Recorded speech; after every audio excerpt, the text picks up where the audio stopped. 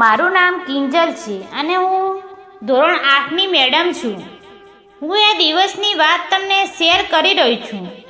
જે દિવસે મારા પાડોશીના છોકરો રાજકોટમાં અભ્યાસ કરતો હતો.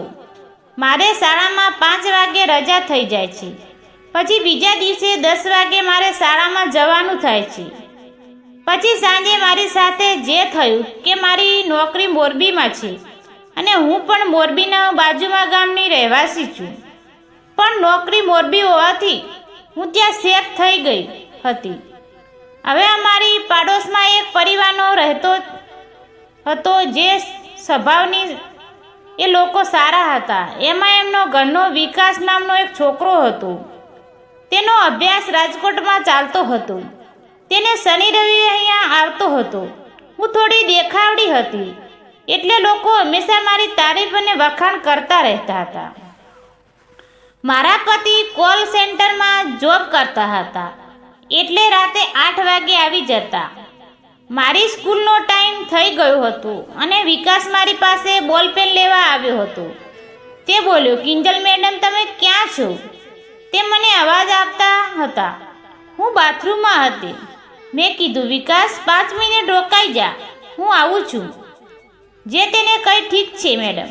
વિકાસ થોડી વાર બેઠો અને એવામાં જ હું બહાર આવી. મેં કહ્યું, વિકાસ શું થયું? શું કામ છે? તે મને જોતા જની સાથે ઊભો થઈ ગયો. મેં મારી છાતી ઉપરથી નીચે સુધી રૂમાલ વીંટેલો હતો. વિકાસે એક જ ધારો મારા સામે જોવા લાગ્યો. હું એની ચાલ ઓળખી ગઈ હતી કે એ શું વિચારે છે. મેં કીધું, વિકાસ આ લે પેન. તેને કહ્યું, હા હા લાવો. મેં તેને બોલપેન આપી. પછી હું મારા વાળ સરખા કરવા લાગી. મને દર્પણમાંથી પાછળ દેખાતું હતું કે વિકાસ હજી ત્યાં જ ઊભો હતો. હું મનમાં હસતી હતી કારણ કે એના મનમાં મારા વિશે લૂંટ ફૂટવા લાગ્યા છે. મેં પાછળ જોયું. શું થયું વિકાસ? બોલે, મેડમ મારે બીજી એક વાત કહેવી હતી. મેં તેને સામે જોઈને કહ્યું, હા બોલ, શું કહેવું છે તારે? વિકાસ કીધું, તમારો સ્કૂલનો ટાઈમ કેટલા છે? મેં કીધું, 10 વાગ્યાનો. કેમ, શું કામ થતું તારે? તે બોલ્યો, ના કંઈ નહીં, એમ જ પૂછી લીધું. પછી વિકાસ જતો રહ્યો. હું દરવાજો બંધ કરવા ગઈ તો જોયું તો વિકાસ પાછું વળીને જોતો હતો. મેં હસતા હસતા દરવાજો બંધ કર્યો. પછી મેં મારી તૈયારી પૂરી ગુલાબી સાડી પહેરી અને હું તૈયાર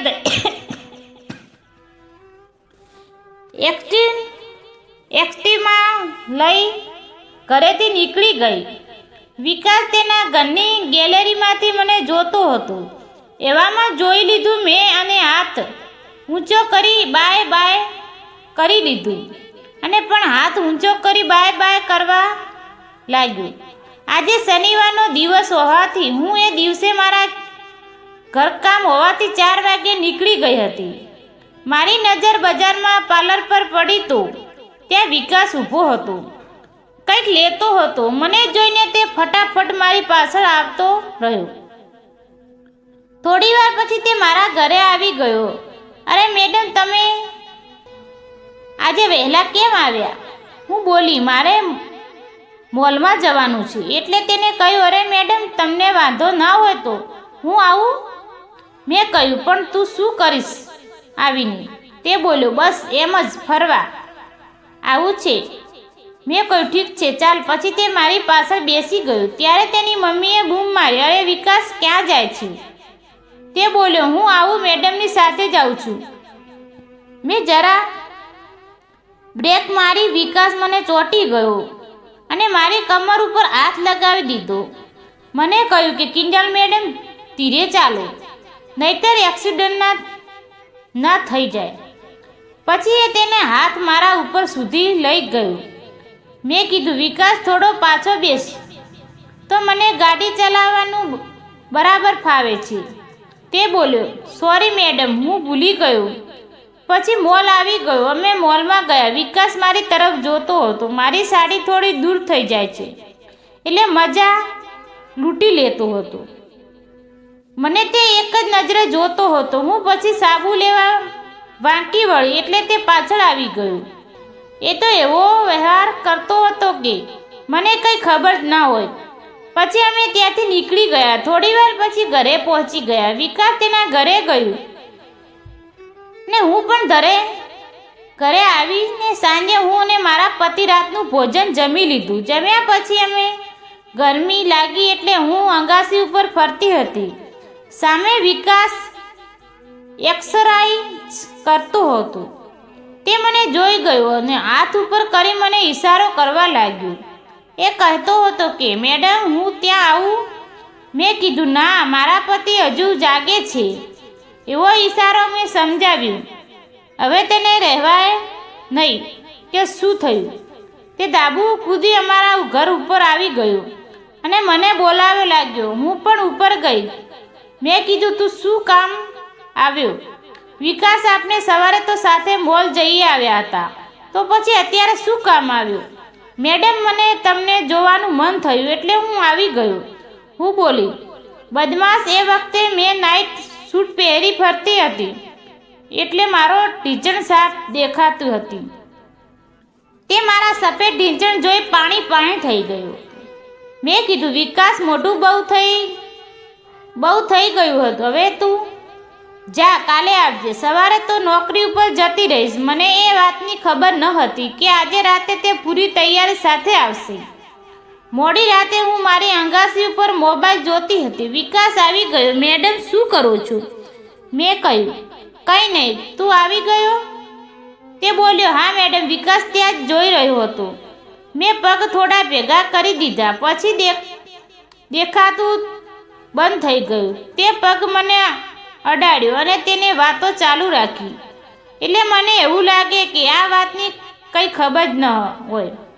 તો એનો અંગૂઠો અને બોલ્યો તમે મને ના બોલો તો એક કામ છે. મેં કહ્યું બોલ વિકાસ, શું છે? વિકાસ વગર ગભરાય મને બાહોમાં ઝડકી દીધી. એટલે હું પણ તૈયાર થવા લાગી, કેમ કે મારા પતિ અઠવાડિયે મારા નંબર લેતા મારી મજા વિકાસ સાથે જાગવા લાગી. હવે તેને મને લોખંડનો ધાંભલો દેખાડ્યો. ત્યાં મારા પતિનો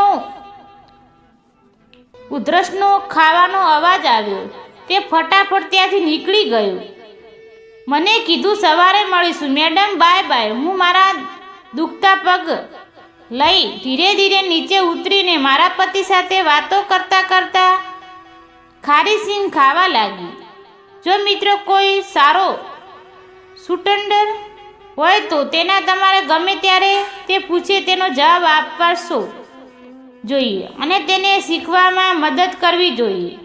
આજે મેં એવું જ કર્યું હતું. તેને જે નહોતું સમજાઈ રહ્યું મેં તેને પ્રેક્ટિસ અને તૈયારી બંને વિશ્વાસ ઉપર સમજાવ્યું. મિત્રો, વિડીયો સારો લાગ્યો હોય તો ચેનલને સબસ્ક્રાઈબ અને વિડીયોને લાઈક જરૂર કરજો.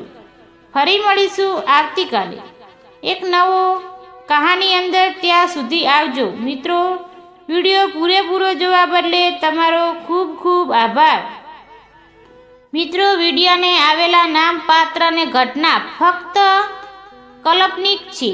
તેના કોઈ પણ વ્યક્તિની સાથે સંબંધ નથી. આ વાતો ફક્ત ને ફક્ત મનોરંજન માટે બનાવવામાં આવેલી છે. ધન્યવાદ.